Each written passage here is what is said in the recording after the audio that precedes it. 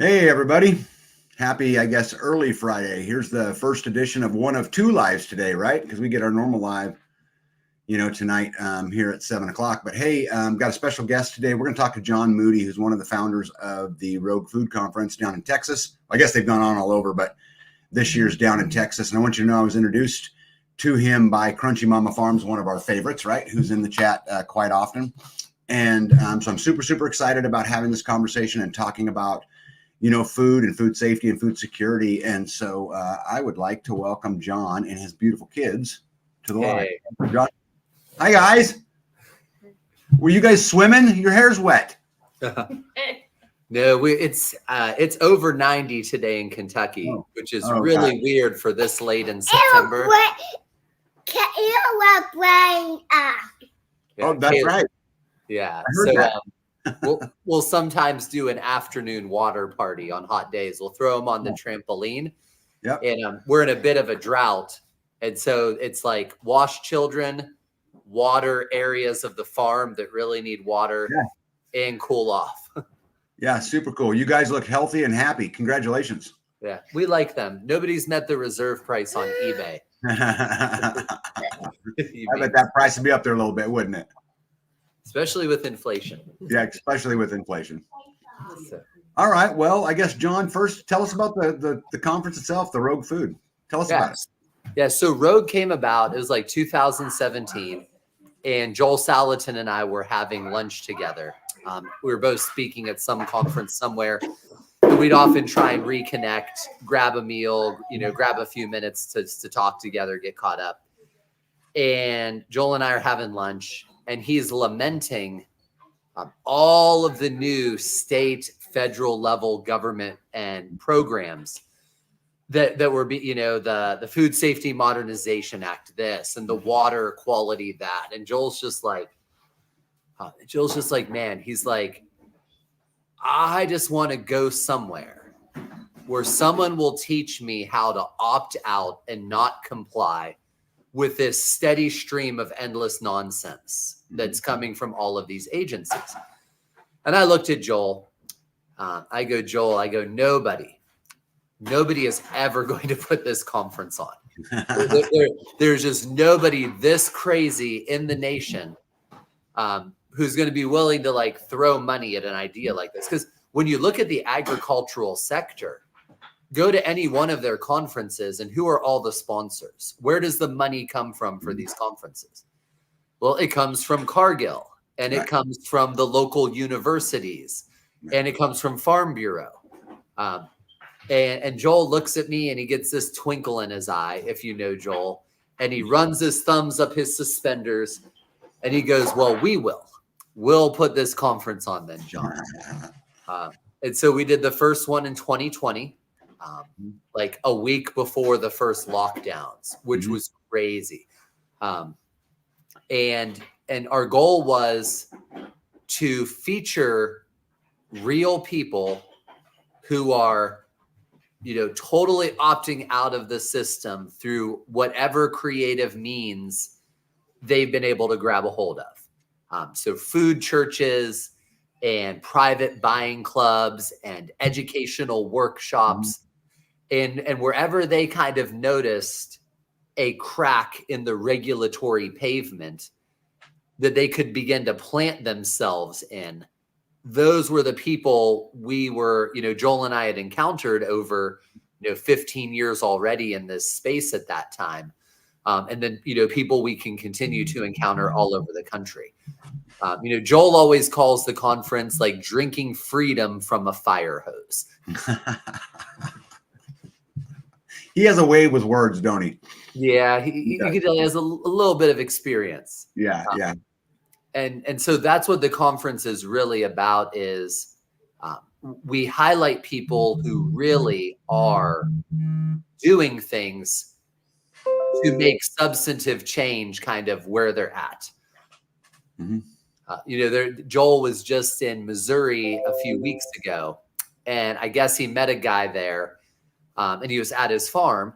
And, I'm not going to get all the details right. This is secondhand from Joel. But basically, this dude liked making pizza or something. but he didn't want to have a pizza business and have to have $150,000 certified kitchen in order to feed people pizza on occasion. And so instead of selling pizza, which is now you're selling food and you need an inspected kitchen and this license and that license and all this record, he started a farm club. And people pay to be part of the farm club. And sometimes when they're at the farm club, there's just pizza they get to enjoy.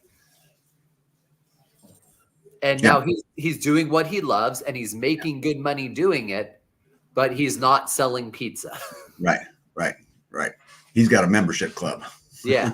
And so, people who, instead of looking at where things are and just being like, oh, I throw in the towel, I give up.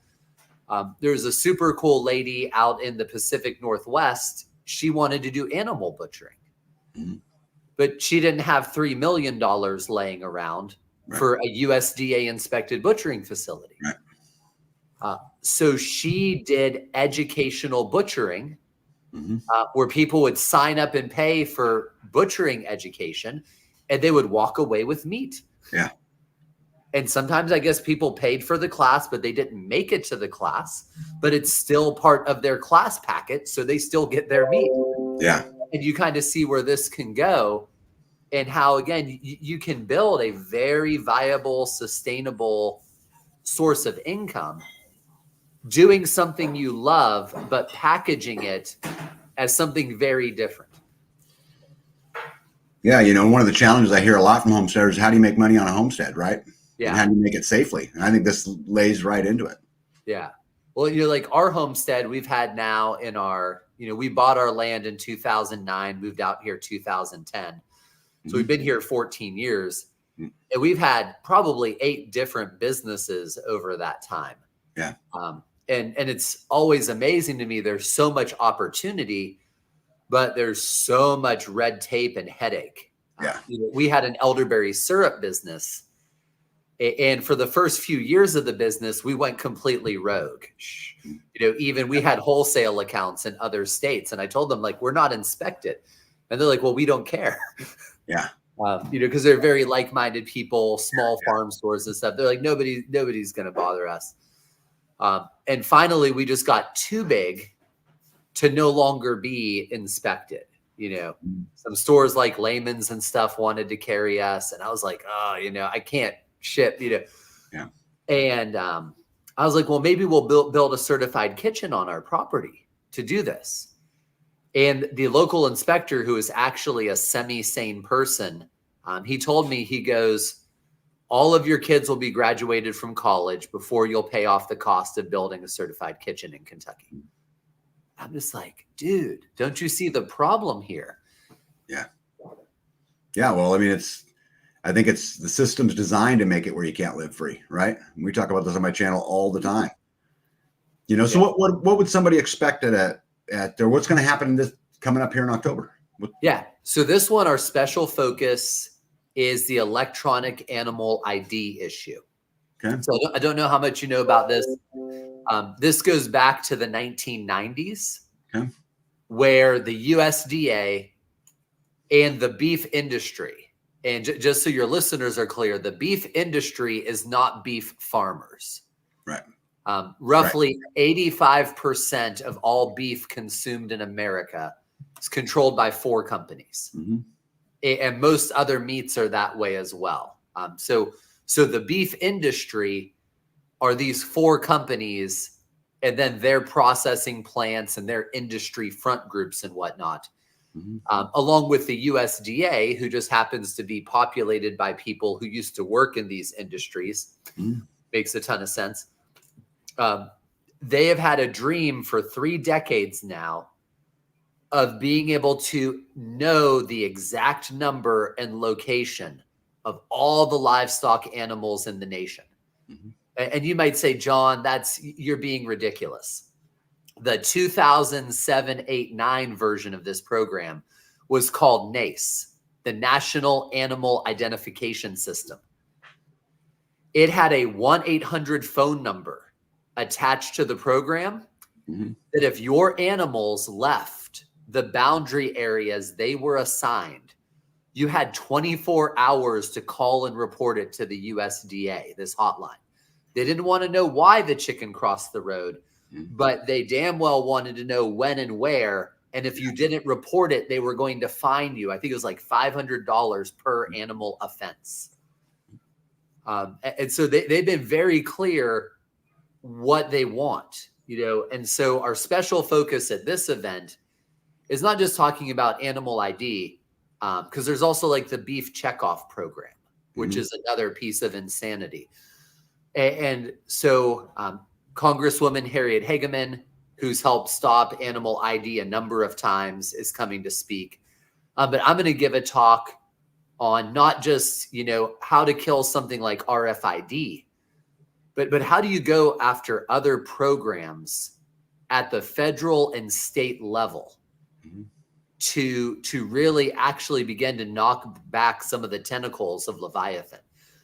And then, Sean and Amy are going to speak. They're going to speak about how they do butchery, but instead of being an inspected butchering facility, they're an educational butchering operation, which again lets them make good money doing butchery, but not as an inspected, USDA certified, 8,000 pieces of paperwork a month facility. Holly Hickman of School of Traditional Schools is going to come speak.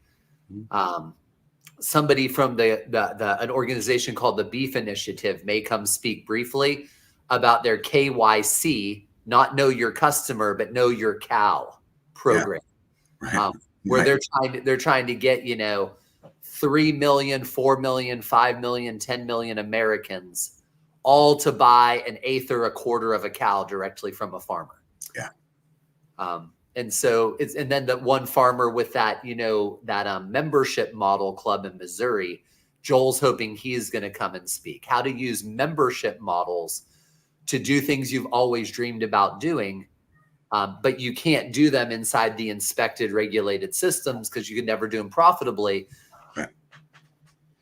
Yeah, I think that's great. And I think it's just another layer of, a parallel system, right? And just finding other ways, kind of other ways to do it. Sean just spoke at the Midwest Preparedness Project here in Kansas, just a couple of weeks ago, about butchering. And I told them that if I can clear my schedule, I'll come down and check out you guys' event. So we'll see how that goes. They've been up here twice, so I'm feeling a little guilty, just to be honest with you. So why doesn't the system want us to do our own, and why don't they want us to be here? Yeah, well, I'd love to hear your thoughts. I have my thoughts on why, and I've been in rooms with some of these people. Yeah, what do you say to your audience to get them? Just saw a really interesting infographic the other day, but in basically 2020 on, Americans grow roughly 0.1% of their food in their backyards. Yeah. And 80 to 90 years ago, it was 30 to 40%. Yeah. Why? How do we get here? Well, I think it's a few things, but one, the keyless entry culture, when we've gotten ourselves, not me, but not anymore, but, accustomed to it's here right now. It's easy. It's convenient. It's lazy, at the end of the day. And I think also that the powers that be want us dependent on them. And as long as we're dependent on them, we're their slave ultimately, and I think so as long as we're their slave, they can control us. And then on top of it, we're lazy would be my two top answers. Yeah. And, for me, I was a business finance major in college, actually took my real estate class with one of the 49ers owner back then, was a super rich guy by the name of Ed DeBartolo. Yep. And one of his real estate guys taught my real estate class, which was crazy. And then I've done some consulting work on the industry side of the food system at times. And one of the biggest reasons they like this system is because it's profitable. Right. Dependent people are reliable profit centers. Yeah. And and it's also reliably profitable for the government because that's what generates the fees and the licenses and the taxes and everything else. So the government benefits from a dependent population, because it gets all this information about what people are up to. And as we saw during Rona, there's a lot of people who might not wear masks if we ask. But if you can't get food without a mask, most of those people are going to roll over and cry uncle within days. And so the government likes this, and then the corporations absolutely love it because they know every Tuesday night or every Thursday morning or every whatever day it is you go grocery shopping, they know you're going to buy milk. They know you're going to buy this. They know you're going to do that. And for them, it's the flywheel of their profitability, which then drives their stock prices and lets them continue to consolidate wealth and power away from average people. Yeah. And I think, again, I think we add to it, right? I mean, I think we've been taught to take the easy way out of everything. Yeah. I know you know this, and we grow our own food, and the work it takes to do it is significant. Yeah. Well, I was talking to another brother the other day. We were messaging back and forth, and he's trying to get his family's health in a better place. He's trying to get his weight down and get to a healthy weight. And he's like, man, convenience is such a killer. Yes. And I go, convenience is basically renamed sin, because what does convenience let you do?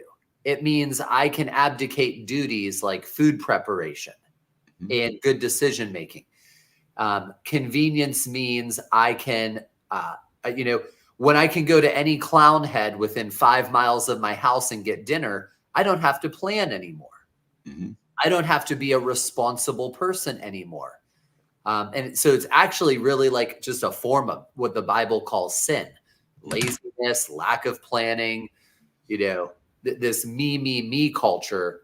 And it's not like people are using convenience to go out and accomplish great things instead. They're spending 40 hours a week on TikTok and Instagram and Facebook. Yeah. Yeah, we refer to it around here as the keyless entry culture. Yeah. It's all about right now. Which there's no right now in producing your own everything. Yeah. No, the shortest turnaround in the garden is 20 days. Right. And all you're going to get from that is beets. That's right. It's not a big reward. Yeah. Yeah, I think it's crazy the system has it set up this way and makes it so hard. But I mean, I think the best way I've ever heard it said was that, that I want to be so free that my very existence is an act of rebellion, and that everything we do that way. We've tried hard here at the farm to break we call it stroke, but every piece of stroke we can from a system so that I have less and less avenues to which I'd have to fight. But, so sorry, my phone has been blowing up. So I've been on the phone with you. You're good. You know how it works. Is Joel going to be down there at the? Oh yeah, and Joel will be there. Joel's at every Rogue Food. This one's going to be really fun. If you have listeners who've ever wanted to learn butchery, Sean and Amy before the event are doing a 3-day ultimate kill and grill. Yeah, where they're going to field harvest beef, steer. They're going to field harvest a pig. Going to do 25 chickens, and you're going to learn to butcher them all. Yeah. And then, man, I think his name might be Big Jov down in Texas. You're going to do then a full beef asado cross cook. That's going to be the meal for the conference on Saturday. Yeah. It's just amazing. Yeah, it's gonna, and then the pig is going to be for the VIP dinner Friday night. Yeah. How cool is that? And the VIP's done at their farm. Is that correct? Yeah, we're going to do the VIP dinner as like a cookout campfire VIP dinner Friday night, especially because the Saturday event, normally we start in the morning and go until like dinner time. Yeah. But the venue we're using, we can't start until 11. So we're going to do a big later lunch as part of the program. And that way, throw like, we can definitely go out to the farm Friday night, because it's not like we have to. Everybody has to be in bed at 8:00 in order to be ready for a big day on Saturday. Yeah. Well, what got you into all this? What started your journey down this whole, food freedom quest, I guess? Oh, dude. So if you knew me in high school or college or as a child, you would have taken your life savings and gone to the local bookie, and you would have said, I will bet everything that John will never be this person. Mm-hmm.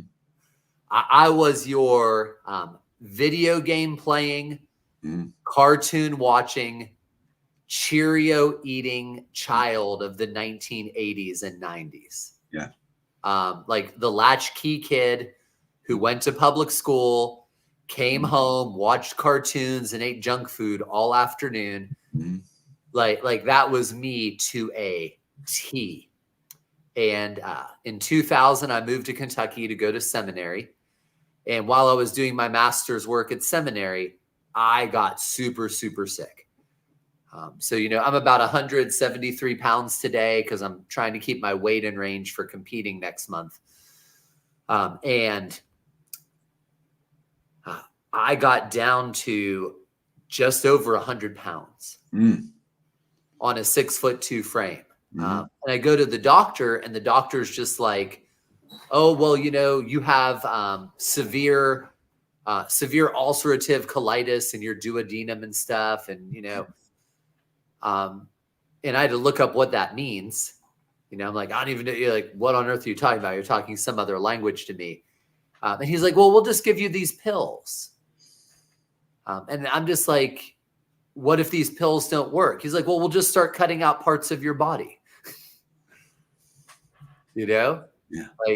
That's all the modern medical system has to offer, pills and procedures. And if the pills fail, we just start removing stuff that doesn't work anymore. And I was really fortunate. I had a professor at seminary who had mentioned that, he had some really gnarly health problems and he had been able to fix it through food. And so I went back with my then fiance, now my wife, Jessica, and we called him. We're like, hey, we're really interested to hear more about this. Like, really, really want to know, what do you mean? And he's like, well, we began to ask the question, what is food? And where does it come from? And he goes, that began to change everything. And so that's what my wife and I did. We began to ask the question, what actually is food? Is something that has like the same ingredients you find in antifreeze and rat poison food? Is something where you need an advanced chemistry degree to understand the ingredients? Is that food? I posted something on my face. I call it 1984 book today. And it's up to like 200 or 300 shares because it's an infographic and it has bread then and bread now, peanut butter then, peanut butter now, all of these different products. What were the ingredients 60, 70 years ago? And what are the ingredients today? Like the original Skippy peanut butter was peanuts, salt, a little bit of sugar. Yeah. What is peanut butter today? It's like, I don't know what half the ingredients are. Yeah. What was the original Gatorade?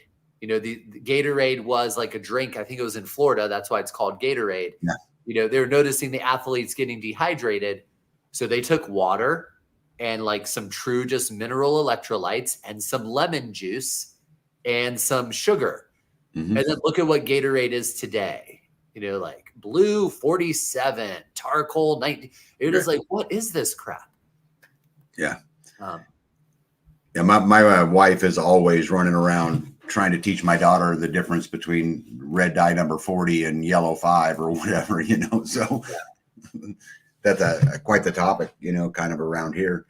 And so it just evolved from there as, you got sick and started to become aware, and then you go deeper down a rabbit hole, and here you are running the conference. Well, so we went from shopping at like Sam's Club and Walmart and Kroger to shopping at Wild Oats and Whole Paycheck. Then we joined a raw milk herd share, meeting in a dark alley every week to get, and a CSA, and then things began to become really difficult because, on Tuesday we'd have to go to this one farmer's market that was the only pastured pig farmer.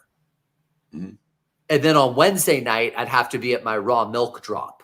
in this dark alley on the other side of town. And then on Thursday, we'd still have to go to Kroger or somewhere to get a few things. Mhm. And then on Saturday, and I'm just like, I have reinvented hunting and foraging. I'm spending all of my time traveling over Louisville to get clean food. Yeah. And my background is business, finance, economics. One of the things I realized at places like Whole Foods or other stuff is the USDA has been tracking how many cents on the dollar farmers actually get Mhm. from what consumers spend on food for decades. Mhm. You can look it up. It's called the USDA food dollar. Okay. And they've basically shown that for decades on end, farmers get something like 12 to 17 cents on average Mhm. of what consumers spend on food. So, I'm sitting at a Whole Foods looking at $12.99 a pound chicken breast, Mhm. knowing that the farmer is getting $1.17 and going, where's the rest of the money? Right. Where's all this money going? So my wife had a cousin in Iowa at the time who ran a food buying club. And she's like, hey, maybe we could start a food buying club. Maybe instead of going everywhere to get stuff, we could bring a whole bunch of stuff just to one place. And other people might want to get their food that way too. Mhm. And we started that in 2006, Louisville Whole Life. And within 3 years, we had like 150 family units as members. And we were feeding like almost 1,000 people a month. Mhm.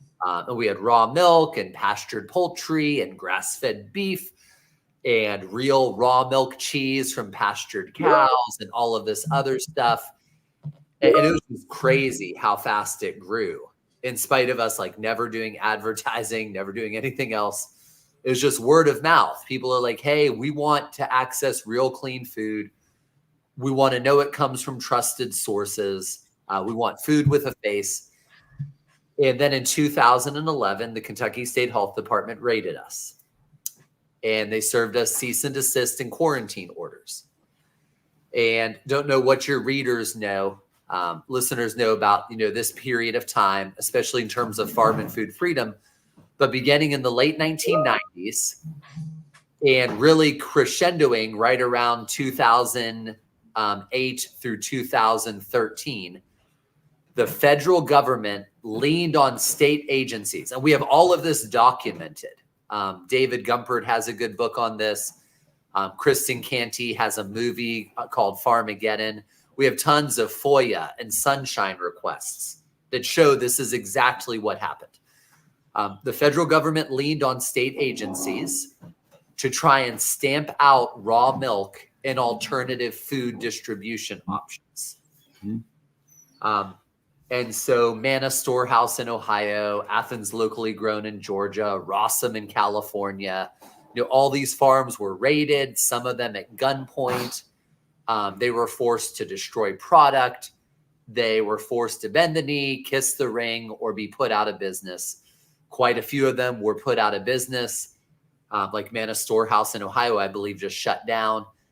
And it was just gnarly. It was a very, very nasty time, especially for raw milk dairy farmers. Mhm. And so they raided us Memorial Day weekend, 2011. And I'd already known that this was kind of like likely. I didn't have my head in the sand. I always kind of knew one day I'm probably going to see an inspector. I didn't quite expect that it would go from zero to, $10,000 in fines and 90 to 100 days in jail. But I knew it was just like inevitable. I was on a collision course. And so, they served us these cease and desist and quarantine orders on Friday night, really Friday afternoon, probably like 1 o'clock in the afternoon or so. And took a few hours, prayed, talked with a few good brothers. And then I was like, I'm absolutely going to fight them tooth, claw, and nail, because nobody gets to tell me what I put in my body. And nobody's going to tell me what I feed my children, except for God and me. Right. This is not a power that the Bible delegates to government. This is not a power that has been assigned to the Kentucky state government in any way, shape, or form anywhere in the Kentucky Constitution. And I was really fortunate that like 90% of our members were 100% on board with joining me in, as a group, breaking the cease and desist and quarantine orders. Because I've always told people, like, I'm more than willing to go to jail for what is right. Mm-hmm. I just want to take my cellmate. Right. I live in Kentucky. I don't want to have Jimbo, who just ripped all the copper out of a church, as my cellmate. Sure, he's a nice guy, but somebody who can bend copper is not somebody I want to spend the night with. And so we had hundreds and hundreds of people break the cease and desist and quarantine order. And then at the same time, I engaged in an all-out public relations war on the Kentucky State Health Department. Mm-hmm. And we ended up being the first group in the country to be raided during this period of time and walk away winners. Mm. Nobody was arrested. We never ended up in court. We never paid a dime in fines. We really got the Kentucky Health Department to go bark up a different tree. And so that's where I kind of wet my teeth in this. I also helped with the killing of Nace in 2009, going to the protests and all of that stuff that stopped National Animal ID back in 2009. But this is really where, like, it was crazy because it's saying on another podcast earlier in the week, stuff like this is always fun to talk about on the backside. Right. Right. But it was a long Friday, Saturday, Sunday reading books with little kids, wondering if on Monday the sheriff and a Kentucky State Trooper are going to pull up to my house and take me away in cuffs. Right. Because I violated the cease and desist and quarantine orders. Yeah. And at the time it was 2011. I had a 5-year-old, a 3-year-old, and a 6-month-old. And so, I'm like so glad I won. I'd look terrible in prison stripes. I just have the wrong build. Yeah. So, I got a mower from Mr. Thomas. You got the mower from Mr. Thomas. Great. Speaking of 3-year-old, right. You can come sit with me, but we can't talk right now. If you want to come be a buddy, and say hello. So, so that's where originally cut teeth, and then a group of us all became friends over the next year or so, who either were facing government enforcement action or who our farmers were facing or had faced government enforcement action. And we had this idea, we're just like, just always being on your heels in a fight. This idea that, like, the government is always going to choose who, always going to choose when, always going to choose where this happens. What if we just took the fight to the government? Which is just crazy to think about. Again, looking back, like we were definitely a crazy cadre of folks. And so we started to do things like a raw milk and lemonade freedom day on the Capitol Mall. So I think it was 2012. There's a group of folks who did a lemonade freedom day on the Capitol Mall in DC. And they got roughed up and arrested, and a lot of them spent the night in jail. So they reached out to, me and Max Kane, Michael Schmidt, Liz Reitzig, all these just crazy people. And they're like, man, this was a debacle. We didn't make any progress on this issue. A bunch of us went to jail. And we're like, this was such a great idea. You just needed to plan it better. You really need to understand, how do you pick fights with the government and win? 2 of my rogue food talks, which I'm going to put up on YouTube so everybody can hear them. It's called How to Pick a Fight with the Government and Not Go to Prison. And hopefully we'll have them up in a week or so. And so we had all of these brainstorming sessions. And then we went back the next year and did a raw milk and lemonade freedom day event. where we sold and illegally distributed raw milk and lemonade on the Capitol Mall. But the difference was when we showed up for our event, the police, rather than coming over and roughing us up, the police literally drove away as we gathered because they knew this wasn't going to end well for them. They knew that we were really, really well prepared to pick this fight. And they knew that if they messed with us, it would be even more costly than them not doing anything at all.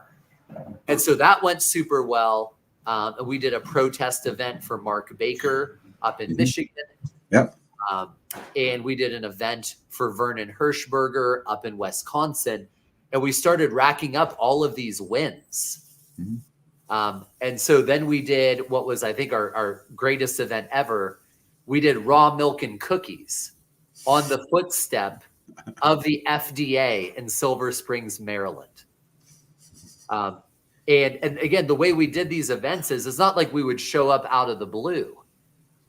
Max Kane called the FDA for months and months and months ahead of time. And he's like, hey, can you let Michael Taylor, who used to work for Monsanto, know that we're going to gather on Saturday, April 11th at 9 a.m. to share raw milk and cookies on the footsteps of the FDA. And we want you all to be invited to join us. And it was wild. We get to the FDA headquarters, and the FDA has this super, super long drive back to the building itself in Silver Springs, Maryland. And one side is just all Silver Springs police and sheriff department and stuff. And the other side is all Department of Homeland Security vehicles. This is for like moms with little kids, homesteaders, not a single BLM protest in all of the past few years had nearly the police presence. Right. A bunch of people who just want to be able to choose who they get their food from and what goes into their body. Right. And we did that event. And once again, nobody gets arrested. And the next day, the FDA issued a press release, saying, hey, we are not going to take any kind of action against any consumer who crosses state lines and travels across state lines with raw milk. And we're just like, man, these things work. You don't have to just constantly passively sit by and take it on the teeth all the time. You have to be smart. You got to build a tribe. And that was part of the heart of then why Joel in 2017 approached me about Rogue, because we just need more people in the game. Right. I always tell people, I don't care how you feel about marijuana, but without a doubt, widespread non-compliance is why the government no longer enforces marijuana drug laws by and far. Like, non-compliance is a viable strategy in the face of tyranny and stupidity. Yeah. And so Joel and I were just like, how do we encourage non-compliance? How do we teach it? And how can we be smart about it? Because like, imagine in a state like Kentucky, if there were 200 or 300 more buying clubs like mine in this state, if basically every medium-sized town in every county had a buying club that hundreds of people were getting their food from, the health department would never, ever be able to do anything about that. Like, they would be powerless. They'd have to continue giving B's and C's to all of these inspected. And that's fine. I'm like, let them do that with the restaurants. I'm like, just let us opt out. Let us be free. That's all we're asking for. You don't want to take the pill to get out of the matrix. That's totally fine. But let me and my family take the pill and live our lives. So how'd you start that first buying club? I mean, that seems like the catalyst that started all of this. I just, my daughter, Abby, who's now 18, she was like a couple weeks old. And we just put the word out that we were going to do a buying club to help people get raw milk and other foods directly from farmers. We had two, and my daughter thinks I called her, but I'm just mentioning her name. This That's is okay. She's the hero, right? So Yeah. I'm all in, right? Yeah. Go Abby. And so she's the one who remembers the most of these years because she's the oldest. Abby's annoyed though that I don't do stuff like this anymore because she really wants to go to one of these events with me that's more like this. Yeah. And so we just had these two information meetings, and then we just started. I wrote a book on like how to build local food buying clubs. My Friday talk, if people go to Texas, I'm basically doing a 4-hour seminar on how to build profitable local food, homestead farm businesses and food distribution. Because what's been wild for me to see over now the 20 years almost I've done this buying club thing is just in Louisville over that same time, we've had 15 or 20 other local food businesses. Some of them propped up by hundreds of thousands to $500,000 of government and private grant money. And all of them have went under. Every single one is gone. We are the only ones still standing. And so it's a big desire, again, like what Joel and I want is we want to help people actually be able to do this. And because like when I started, I had nobody to ask like how to do a food buying club. How do you do alternative local food distribution? My wife remembers one day she had like taken the kids somewhere and she comes back into our living room and all of the furniture is moved to one side of our living room. The thermostat is turned down to 60 degrees. And this is like August in Kentucky. Our windows are icing over. And the other wall of our apartment is 2 whole beeves, packed into Lord remembers how many boxes and labeled for people to come pick up their beef. Like I just had to figure stuff out as I went. Yeah. How do I distribute almost 2,000 pounds of beef to 18 different families without any infrastructure? How do I transport frozen product without buying a refrigerated truck?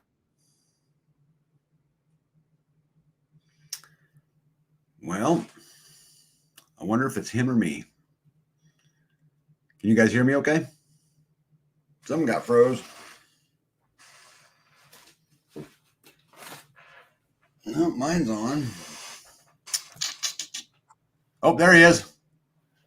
Yep. It was one of us, bud. I don't know which one, but one of us. Yep. Yeah. So I just figured it out as I went along. And I made a lot of dumb mistakes that I try and, the cheapest lessons in life are always the ones someone else paid for. So I always tell people, like you should always be willing to spend 50, 100, 200 bucks to learn from somebody else's mistakes because they're certainly more costly. Yeah. Oh, of course. Way cheaper at that price. Yeah. Way cheaper. And so, yes. So, but the buying club again, I just did it.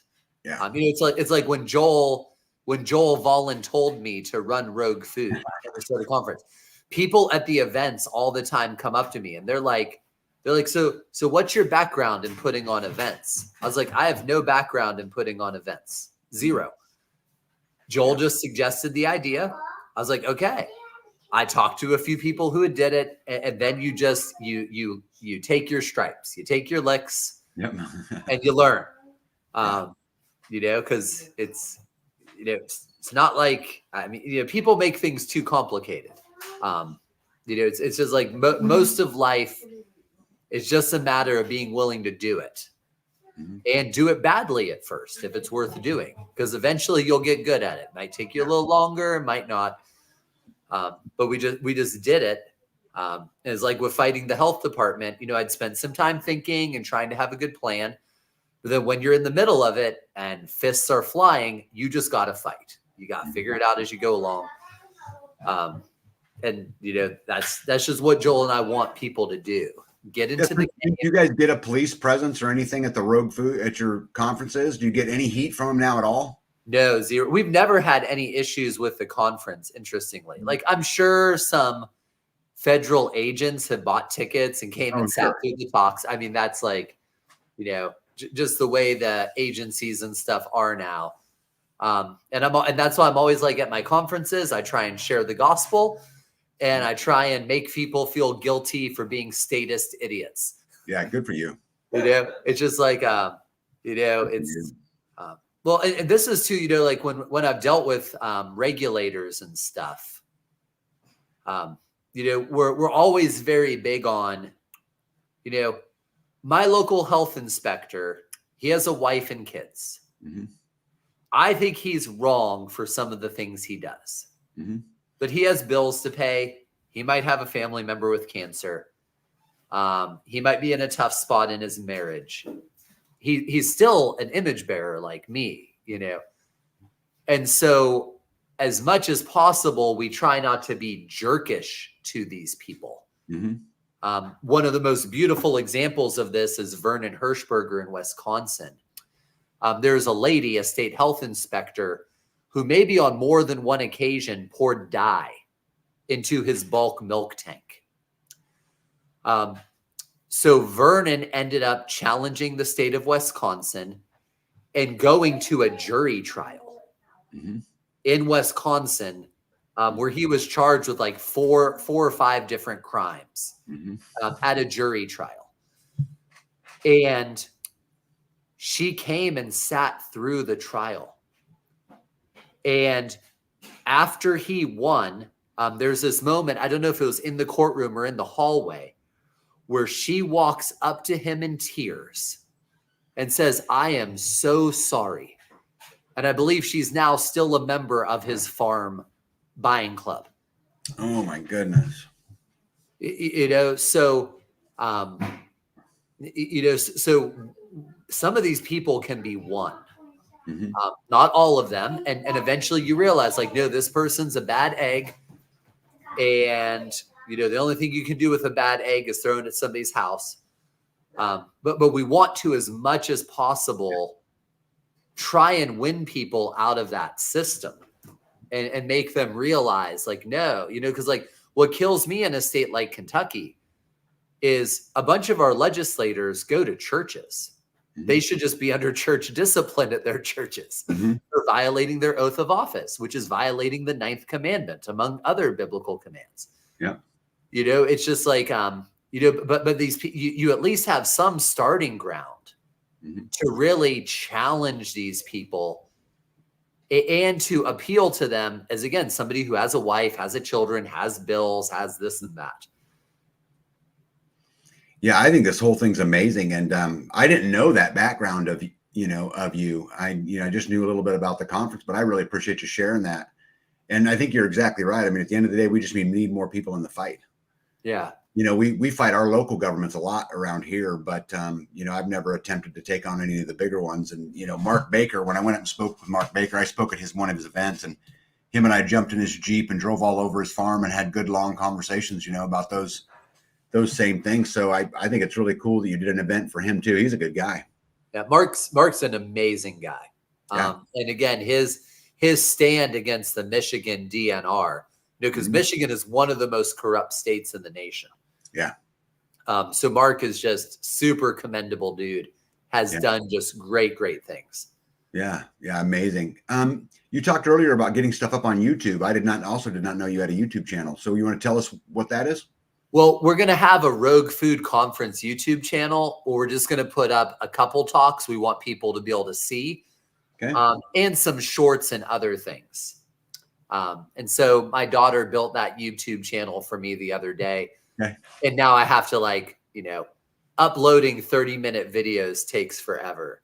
I just haven't had a chance to do it yet. So, but I think it's under like Rogue Conference. Because one thing we're hoping to do this coming year, the ideas we teach at our Rogue Food Conference are transferable to other issues. Of course. Medicine, education, finance.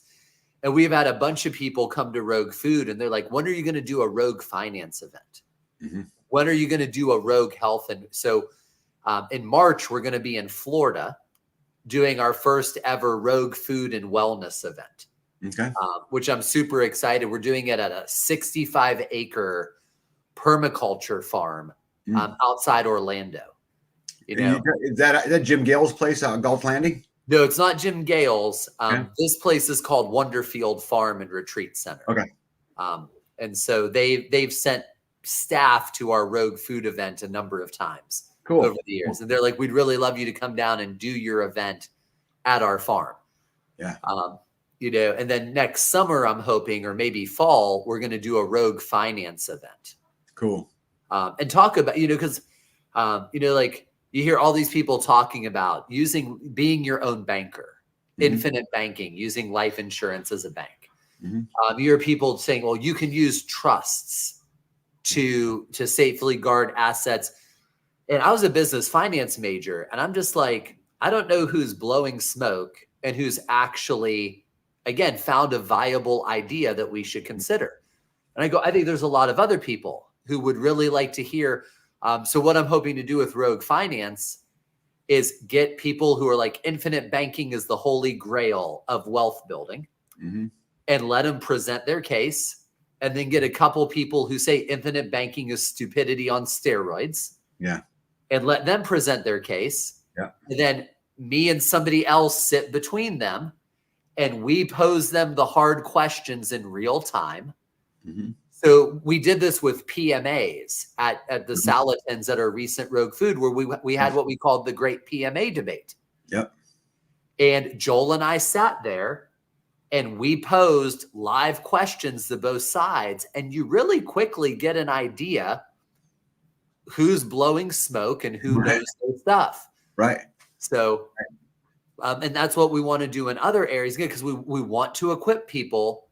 Because then you and I both know, like, some mistakes are costly. You open a trust. I spent $4,000 starting a trust and moved all these assets in, and now I have these tax problems, and now I have these like those are huge costs, especially to a lot of families who are looking at these things. Yeah. And we want to, we want somebody else to pay that price of admission for them. Yeah. Yeah. Well, let's tell them again when it is, where it is, the details, and all that good stuff. Yeah. Texas is November 8th and 9th in Dallas, Fort Worth at Met Church. So, and lunch is included on both days of the event. So if you get a Friday, Saturday ticket, or just a Saturday ticket, we do a full meal that matches our values at Rogue Food. And this beef is coming right off the Kelly's farm. Yeah. Yeah. Well, and for all the people out in the audience too, Kelly or Crunchy Mama Farms, as you guys would know them all here, they're in our lives a lot, and we have a lot of fun with them. They're great people, and we get a chance to support them as well, which I think is really important. And then also, John, I didn't know you a lot prior to this, but I'm going to tell you something. I salute you being a warrior, and I salute you putting your money where your mouth is. I did this. I'm not to that same level. I did the same thing with my career. I walked away over some BS, but there's a special place in my heart for those warriors. And, I've got some pretty interesting connections in medical and some of these places of people who took on a system. And so I'd be happy to make those connections. Oh, I'd love that. Yeah. Because this is what we need. It's just like, our medical system is a disaster. It's the second or third leading cause of death now. Yeah. And the same doctor that might deliver your baby might have lopped off some poor boy's penis the day before. Yeah. Right. Like, I don't want to be supporting these things. Yeah. I do what I do because I look at my kids and I want to leave them a good inheritance. I want to leave them options. Yeah. And I just have always realized, like, every battle I am unwilling to fight is a war my sons and daughters are going to inherit. That's right. If there shall be trouble, let it be in my time, so my children know peace. Yes, exactly. Right? Absolute famous quote. So if people want to buy tickets, if they want to go, by the way, John was nice enough to offer us a discount code for my audience. It's LDF, Life Done Free, all capitals. You'll get a $10 discount on tickets. But if people want to buy tickets, where do they go? You go to roguefoodconference.com. Yep. And if you get to go out there and get tickets, you might see me there, because my wife and I are working on, and I know you probably know this, John, but when you have a homestead that has lots of animals, it is very hard to get away. Yes. Because everybody still needs fed, right? Yep. And they still need watered, and they still need all of these things. So, but we have a volunteer, the beautiful Louise Wesley, who's in here, who said she'd come watch the farm for us. But we're working on details to see if we can pull it off. But might be a chance there. But I would really encourage everybody to support Rogue Food and Rogue Medical and Rogue Finance and all the rest of the layers. And let's go support those warriors who take a stand and put everything on the line, so that all of us can live, a little bit freer. We're about the hour mark, John. You got any parting words you want to leave with the audience? No, man, just, maybe this would be a good one, because everybody's so stressed out right now about the state of our nation. Yeah. But one thing I always tell my sons is instability is opportunity. Mm-hmm. So when systems begin to fail and crack, it's like, so I went to seminary. My wife and I pretty quickly went down the rabbit hole, 2004, 2005, 2006. Mm-hmm. Like within 2 years, I went from being standard American as possible to having children born on the couch in my apartment at home with a midwife who were never going to be vaccinated for anything. That is how fast my, arc was, my villain arc in the minds of some people. And everybody thought I was crazy. Mm-hmm. Because I went to one of the most conservative seminaries in the country in Louisville. It's like when I started being like, eating organic food is something Christians should be doing, and not supporting these big corporations, because these big corporations are going to be weaponized against us.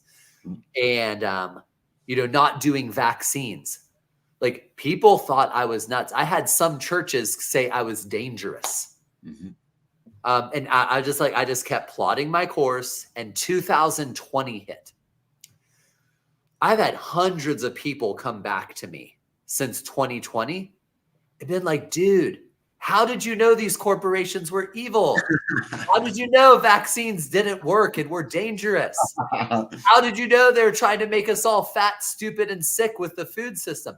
I'm like, none of this is new evidence, but instability is opportunity. It finally gets people to realize maybe something truly is wrong. Yeah. And so the other thing I tell my sons all the time is they've never faced less competition. Right. Now, it's just like, it stinks that, I can't get decently made appliances anymore. It stinks that 50% of American men are obese now, or will be by 2030. But every obese dude is one less dude I have to compete with. Right. He's removed himself from the competitive pool. He's removed himself from the competitive dating pool. He's removed himself from the competitive employment pool. He's removed himself from the competitive entrepreneurial pool. He's removed himself from leadership in any semi-sane organization. Or the law of reaping and sowing will remove him soon enough through disease and illness. Right.